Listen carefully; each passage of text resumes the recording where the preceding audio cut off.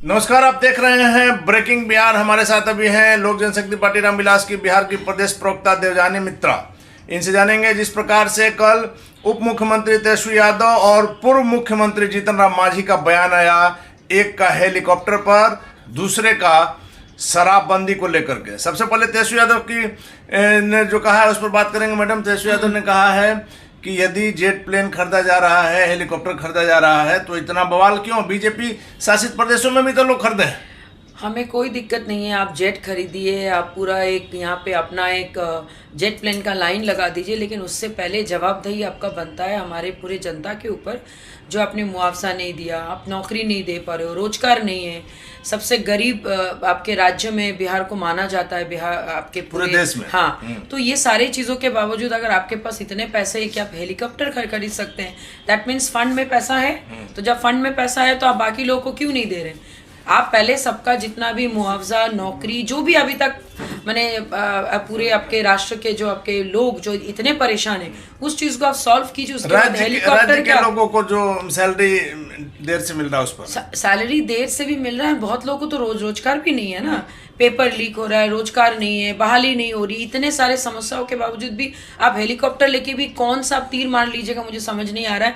Helicopter खरीदिए, jet खरीदी, कुछ भी खरीद लीजिए। आप यहाँ पे एलॉन मस्क का जो नया जो आपका कार है हवा में उड़ता, वो भी ले आइएगा, तो भी 2024-25 उनके हाथ में नहीं आने वाला। एक बात और कही तेजस्वी यादव ने कि हम अभी जो कलकत्ता गए थे, सर्विस प्लेन से गए थे, और आप पता कर लीजिए कि सिर्फ आपके पड़ोसी राज्य योगी जी कैसे आए थे। तो योगी जी अगर आए थे तो अच्छी बात है ना, लेकिन उनके 10 साल में आप यूपी का छवि आप जाके देखिए ना।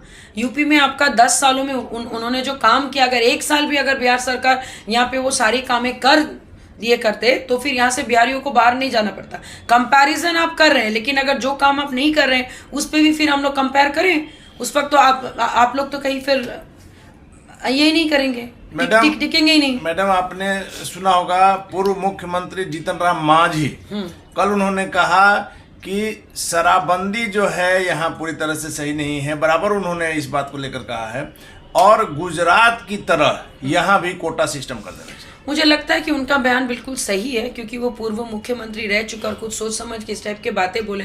क्योंकि देखिए, शराबबंदी के बावजूद भी वो सारी चीज़ें हो रही है जो हम लोगों ने कल्पना नहीं की।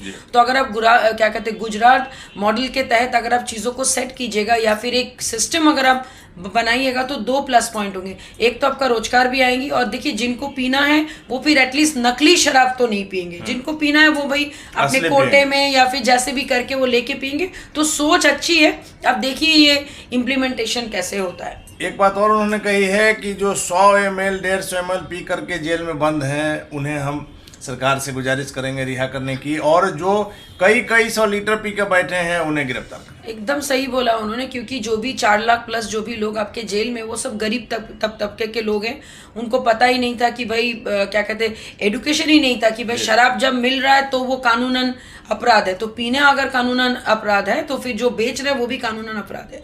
तो उनको जल्द से जल्द रिहा किया जाए, और डेफिनेटली जो बड़े बड़े गाड़ियों में जो घूमते, जिनसे आप लोग रिश्वत लेके एक बड़ा सा टर्नओवर बना रहे हैं, उनको आप जाके हिम्मत है तो उनको पकड़ के दिखाइए। तो फिर तो बात वही आ गई कि जो आपकी पार्टी कर रही है, आपके राष्ट्रीय अध्यक्ष कर रहे हैं कि गरीबों को बंद किया जा रहा है। शराबबंदी कानून से सबसे ज्यादा दिक्कतें जो है वो गरीबों के लिए है, और जब सरकार के गठबंधन के नेता पूर्व मुख्यमंत्री जीतन राम मांझी भी यही कर रहे हैं, तो क्या दोनों दल जो है विचार मिल रहे हैं? जीतन राम मांझी और मुकेश सहनी की कई दिनों से बात की जा रही है कि एनडीए में वापसी भी हो सकती है। देखिए, किसका एनडीए में वापसी होगा नहीं होगा मुझे उस बारे में जानकारी नहीं है, लेकिन मैं इतना बताऊंगी कि जब कोई अच्छी सोच, जब 3-4 बड़े सीनियर लीडर्स अगर मिलके लेंगे या फिर एक सर्वदलीय बैठक होगा तो चीजें क्लियर होंगी, और होनी भी चाहिए। क्योंकि भाई आप एक तरफ आप हेलीकॉप्टर ले रहे हो, एक तरफ आप रोजगार नहीं दे रहे हो, शराबबंदी फेल है, तो इससे बेटर है कि कुछ ऐसा उपाय करें कि जिसमें सब लोग भी, मतलब यहाँ पे कानून भी लागू रहे, आपका काम भी हो जाए,